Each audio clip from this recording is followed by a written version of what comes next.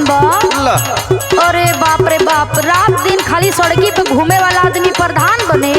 पूरा गांव में हल्ला, ग्राम पंचायत भर देश का अर्थ है कि नहीं है, तो से बढ़िया अच्छा प्रत्याशी कोई नहीं है। अच्छा नहीं, अब ही गांव के बारे में तो के पते कहाँ बा? हमको आप समझती कहाँ है, पहले ये बताइए आप। अरे हम समझते हैं कि आप बहुत अच्छे आदमी, हमें पता है।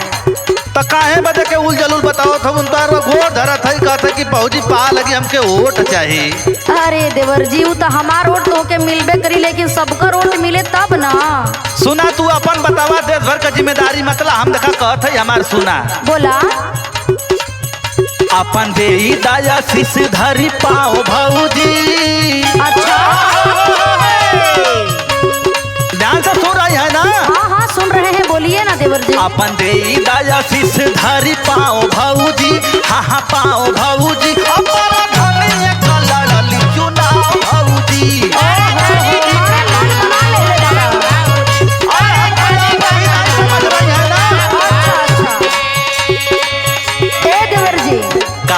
देखा हम तो होके इतना मानीला, वो तो जानत है, यही से हम समझावत नहीं, हमार बात समझला। देखा भक्सावन मत समझाया। सुना हमार बात। कहा सही बात कहीं मानला हमार देवरू, सही बात कहीं मानला हमार देवरू, हमार देवरू। जीते पैबा ना जइबा तुहार देवरू।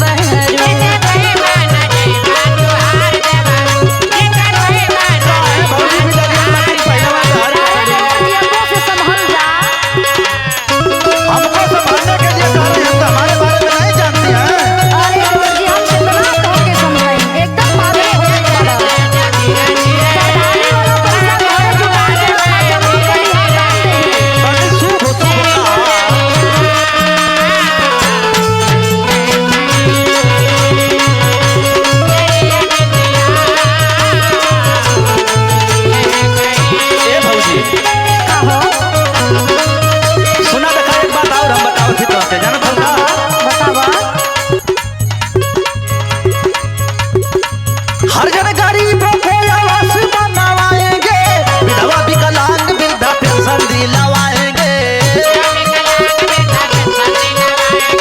और जानते हैं ना क्या करेंगे हम? बताइए, हम सब जानते हैं आपके बारे में।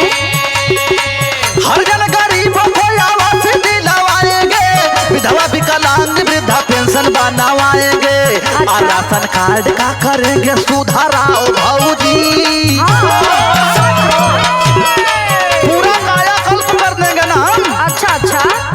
राशन कार्ड में करेंगे सुधाराओ भौजी, सुधाराओ भौजी। अपना धनिया कलर ली चुनाव भौजी। हमारे मिलेगा ही नहीं।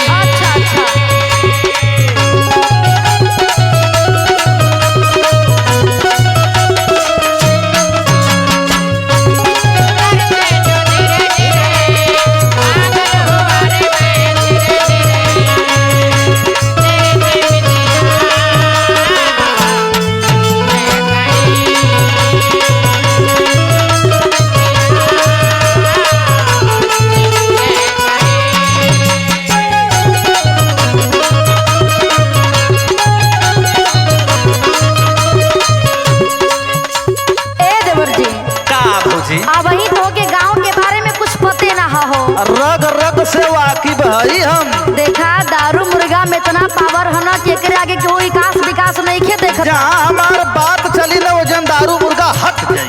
अरे बाप रे, सुना हमार बात ध्यान से। कहा बेरी ओट के हु देखे ना विकास हो, रुपया नगद चाहे दारू चिकन साथ हो।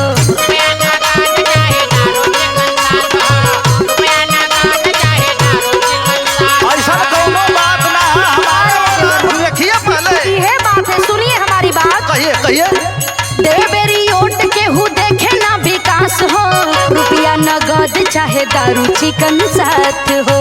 और सुना ससी हुई बा मनोज तू लाचार देवरू। ससी हुई बा मनोज तू लाचार देवरू। जीते पैबा ना जइबा तुहार देवरू।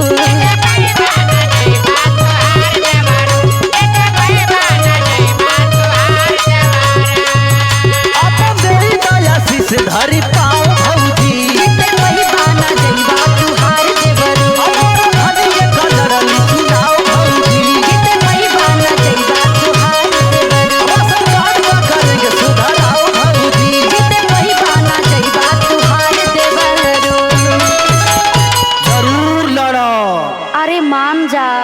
ना